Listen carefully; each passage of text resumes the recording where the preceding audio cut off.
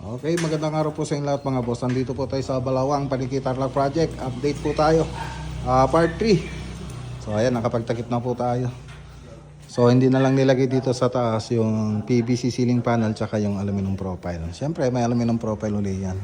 Tapos dito, ang hindi pa nilagay dito yung tubular na WPC na pang outdoor. Pero ang ginamit natin dito, pang outdoor yung gamit natin, hindi pang indoor. So mas matibay po kasi yan mga boss. So lalagyan pa po natin ng corner beads po yan. So gypsum board po yan. Tapos lalagyan pa po natin ng corner beads para hindi mano po yung mga kanto niya. Tapos isa pang gagawin natin dito, TV console, center island, tapos yung cabinet para dun sa range hood saka sa rep. Okay. So dito yung combination na ginamit natin dito, yung PVC ceiling natin, tapos gypsum board, tapos may aluminum profile po siya, tapos naka-cove design. So naka-cove design po yan. Tapos yung ginamit natin cornisa dito, yung model na 85 saka yung 45. Yan. Samantalang dito sa dining, so ang ginamit na combination naman ito ng ceiling, PVC ceiling panel, tapos aluminum profile yung gilid niya. Tapos may pin light pa po yan. So malalagyan po ng pin light niya sa baba.